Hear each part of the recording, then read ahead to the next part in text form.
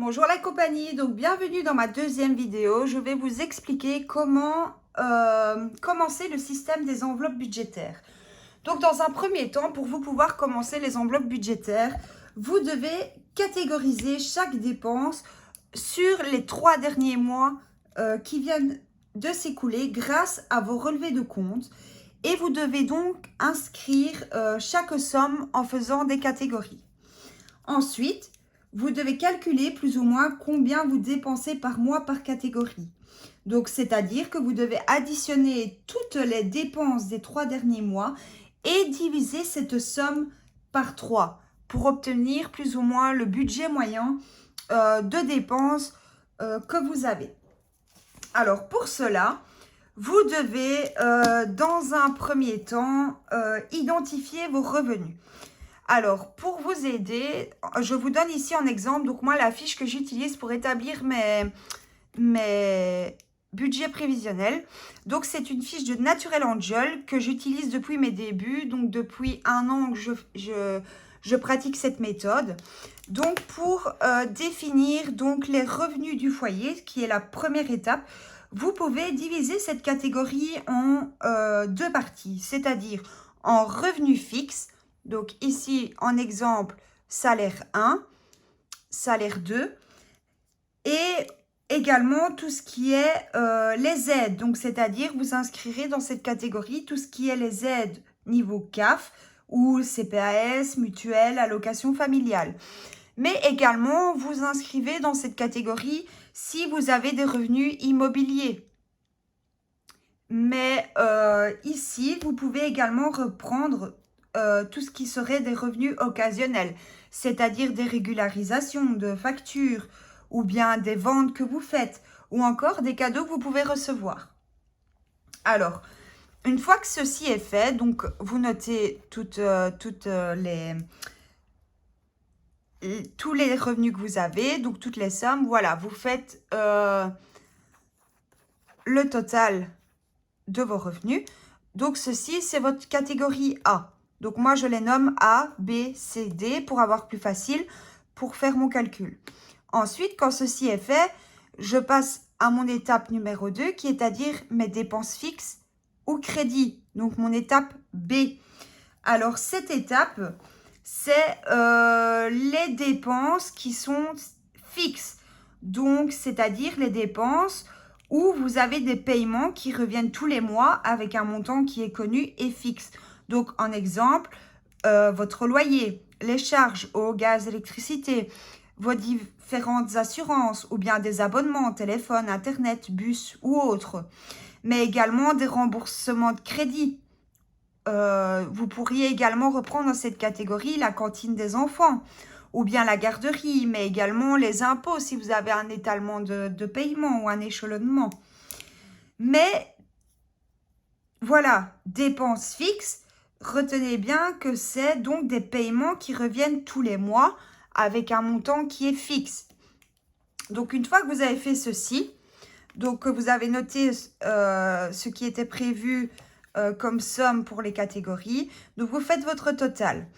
Pour pouvoir passer donc à l'étape des enveloppes du quotidien, qui sont en fait des dépenses variables, vous faites donc la catégorie A, revenus, moins la catégorie B, les dépenses fixes et crédits, ce qui vous donne le solde pour vous pouvoir faire vos enveloppes du quotidien, mais également vos enveloppes épargne. Alors, ici, donc le calcul a été fait. Sur la fiche, vous ne retrouvez pas A, B, C ou D ou restant A, B. Donc, moi, je les ajoute à chaque fois. Et comme ça m'aide. Ça complète donc la fiche de Natural Angel. Donc, vous pourrez la retrouver sur Internet facilement. Alors, une fois que ceci est fait, on doit catégoriser ces dépenses variables. Dépenses variables qui veut dire les dépenses mensuelles. Donc, dépenses mensuelles, donc ce sont des paiements qui sont réguliers pour vous, mais qui ont un montant variable. que vous allez devoir définir, donc grâce à la première étape que vous aurez réalisée en faisant votre relevé sur 3 mois. Alors, dans ces étapes,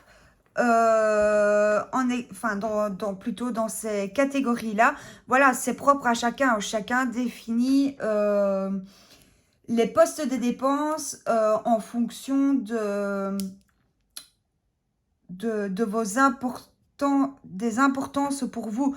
Donc, c'est-à-dire que si pour vous, en exemple, la beauté, c'est indispensable, eh bien voilà, ça sera dans l'enveloppe du quotidien, donc les enveloppes mensuelles.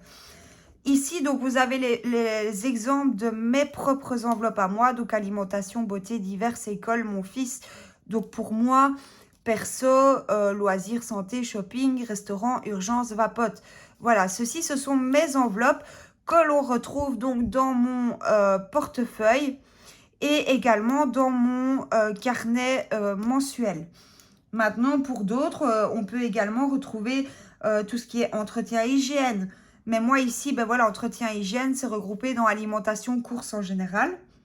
Mais également, on peut retrouver boucherie, boulangerie, tabac, promotion, repas, travail. Enfin, ça, sur les différents groupes Facebook, vous pouvez checker un petit peu et vous verrez des catégories différentes. Et ça, vous les adaptez selon vos besoins.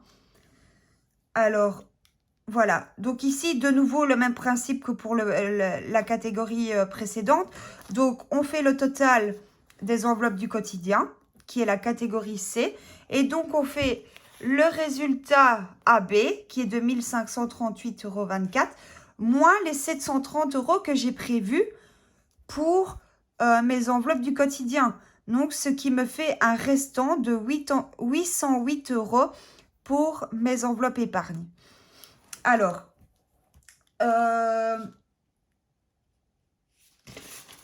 en ce qui concerne les enveloppes épargne, eh bien ça, ben, c'est exactement le même. Donc, chacun établit ses priorités. Donc, vous faites vos épargnes en fonction de vous-même. Ce sont des épargnes propres.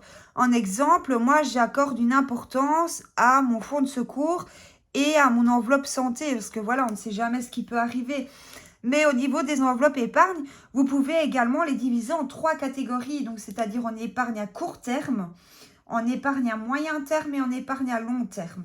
Donc ça, en exemple, mon fonds de secours et mon fonds de santé, ben pour moi, ce sont des épargnes à long terme, comme les impôts, comme le vétérinaire ou autre encore. Ici, ben, vous retrouvez donc Noël Shopping, qui pour moi sont des enveloppes à moyen terme. Donc voilà, ça, vous définissez également vos enveloppes et vos épargnes comme vous avez envie. Ça, je peux vous montrer. Pour ma part, donc j'ai réalisé des fiches, donc mon plan des buts d'économie. Donc ça, ce sont mes épargnes. Donc, je m'aide de ceci pour moi établir les sommes que je place dans chacune. Donc, c'est-à-dire que je note le but. Ben, en exemple, ici, on va prendre rentrée scolaire pour mon fils. Je prévois un montant de 300 €. La date d'échéance, ben, pour bien faire pour la rentrée scolaire, l'enveloppe doit être clôturée pour le 1er août. Donc, en fonction de quand vous commencez votre enveloppe, eh bien, jusque votre date d'échéance, vous écrivez le nombre de mois, le montant que vous auriez déjà épargné, le montant qu'il vous reste à épargner et le montant qu'il vous reste à épargner divisé par le nombre de mois, ce qui vous donnera la somme à mettre donc pour définir ici. Et je fais ceci pour toutes mes catégories donc d'enveloppe. Alors, quand vous avez fait ceci, vous ne devez pas oublier que l'idée principale dans la mise en place des enveloppes budgétaires, c'est simplement de mieux gérer son budget et de prendre conscience de ses dépenses pour au final se créer une épargne. En exemple, en cas de pépin, on ne sait jamais ce qui peut arriver. Donc voilà, vous savez que vous avez un peu d'argent sur le côté. Ou simplement pour des objectifs que vous vous accordez. Donc ça, c'est en fonction de vous, c'est propre à vous-même. Alors, une fois que vous avez fait donc vos fiches prévisionnelles pour le mois, vous devez préparer votre matériel pour réaliser ceci. Donc, si vous faites vos dépenses en argent liquide, donc vous pouvez réaliser des classeurs et préparer des enveloppes. Donc, vous pouvez très bien prendre des simples enveloppes blanches, écrire au marqueur dessus les catégories et commencer comme cela. Ou alors, vous pouvez prendre un classeur que je suis en train de chercher, voilà, pour vous montrer. Voilà. Donc, vous pouvez également, donc celui-ci vient d'Amazon, je l'avais commandé sur Amazon. Et donc, voilà, vous pouvez très bien faire votre petite fiche, voilà, et définir, eh bien, voilà, pour telle catégorie, j'aimerais 200 €. Donc, vous cochez à chaque fois que vous mettez dans l'enveloppe. Voilà, ici, vous voyez ma belle enveloppe épargne. Et alors, vous venez mettre l'argent dedans. L'épargne pour mon fils, voilà, le même. Et donc, vous faites ceci.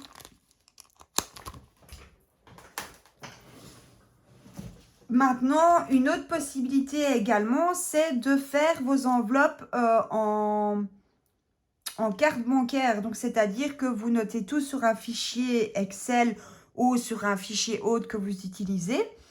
Et donc, vous utilisez des enveloppes virtuelles. Dans ce cas, eh bien, vous vous fixez un budget maximum à ne pas dépenser par carte bancaire.